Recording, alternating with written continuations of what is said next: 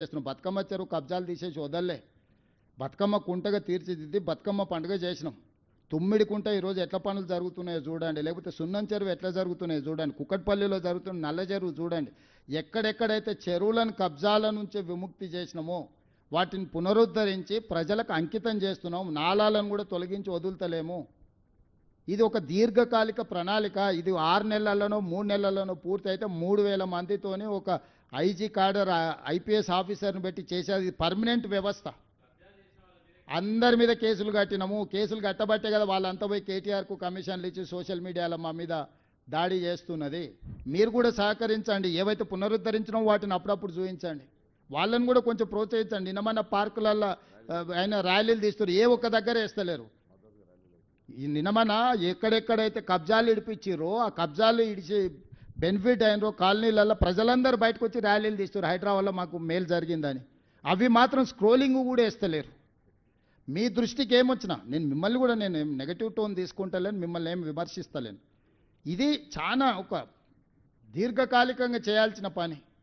1 by 1 చేసుకుంటూ వస్తున్నాం. ప్రభుత్వానికి కూడా వ్యవస్థలకు కూడా పరిమితులు ఉంటాయి. సమస్యల్ని చూసుకొని ముందుకు వెళ్తూ ఈ ప్రయత్నం చేస్తున్నాం. భవిష్యత్తులో ఇంకా బలంగా పనిచేస్తాం.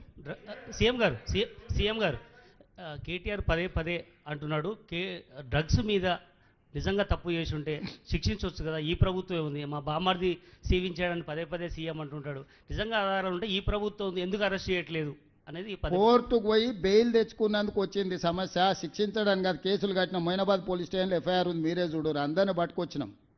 అందరిని ఎవరెవరి మీద అయితే కేసులు పెట్టినో దాంట్లో వీళ్ళందరూ ఏంటంటే డ్రగ్స్ అమ్మేవాడికి శిక్ష ఉంది, డ్రగ్స్ సేవించేవాడికి శిక్ష లేదు, సానుభూతి ఉంది. అందుకే బెయిలబుల్ సెక్షన్స్. డ్రంక్ అండ్ డ్రైవ్లో జైలుకు తోలుతుంది, కానీ గంజాయి, కొకైన్, హెరాయిన్ తీసుకుంటే స్టేషన్ బెయిలబుల్ సెక్షన్స్ ఉన్నాయి. చట్టాన్ని సవరించాల్సిన అవసరం ఉంది. నేను చీఫ్ జస్టిస్ ఆఫ్ ఇండియా కలిసినప్పుడు నేను వారికి విజ్ఞప్తి చేసిన, చట్టంలో లొసుగు ఏంటంటే కొకైన్, హెరాయిన్ ఇట్లాంటి అత్యంత ప్రమాదకరమైన మాదక ద్రవ్యాలను సేవించిన వాళ్ళను సానుభూతితో చూడాలి, వాళ్ళు బాధితులని ఉంది చట్టంలో.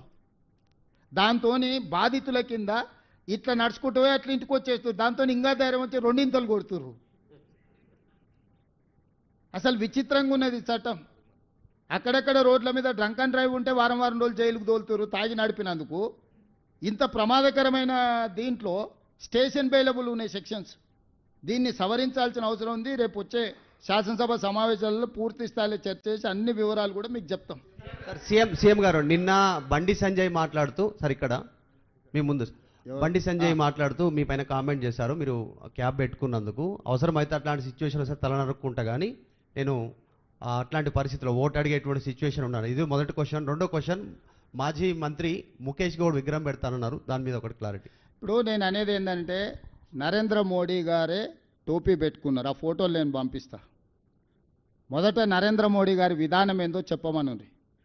నేను హిందువును, నా మతాన్ని నేను ఆచరిస్తాను, నేను ఇతర మతాలను గౌరవిస్తాను, ముస్లిం అయినా, సిక్ అయినా, క్రిస్టియన్ అయినా నేను వాటిని గౌరవిస్తాను. నేను తెలంగాణ రాష్ట్ర ముఖ్యమంత్రిగా అన్ని మతాలను, అన్ని కులాలను సమానంగా చూడడం నా బాధ్యత.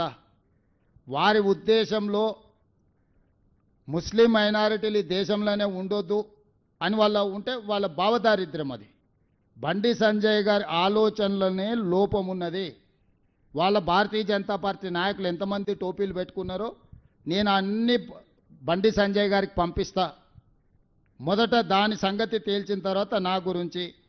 నేను తెలవకుండానో అవసరానికి టోపీ పెట్టుకోలే, చాలాసార్లు టోపీ పెట్టుకున్నా. మైనారిటీల దగ్గరికి వెళ్ళినప్పుడు వాళ్ళ మత సాంప్రదాయం ప్రకారం మనకి ఇచ్చినప్పుడు పెట్టుకుంటాం. మనం గుళ్ళో పూజకి వెళ్తాం. నేను మొన్న శంకర మఠానికి వెళ్ళినా, అక్కడ సాంప్రదాయం ఏంది, నువ్వు పైన ఏం వేసుకోకూడదు, లుంగి కట్టుకోవాలి అన్నారు. మొత్తం షర్టు అన్నీ తీసేసి లుంగి కట్టుకొని ఆ సాంప్రదాయాన్ని గౌరవించిన. దానికి హిందూ మతతత్వవాది అంటారా? ఎక్కడికి వెళ్ళినప్పుడు ఆ మతాన్ని గౌరవించడం అనేది మన బాధ్యత. నేను అక్కడికి వెళ్ళినప్పుడు వాళ్ళు నాకు ఇది ఇచ్చిండ్రు, నేను ఆ మతాన్ని గౌరవించే ఉద్దేశంతో నా టోపీ పెట్టుకున్నా. అంతకంటే ముందు చర్చ్ ఫాదర్స్ వచ్చారు ఇక్కడికే, వాళ్ళు ప్రార్థన చేసిండ్రు. తప్పేముంది? సర్వమత సమ్మేళనమే మా ప్రభుత్వము. మేము ఒక మత వివక్ష అనేది మేము చూపించము.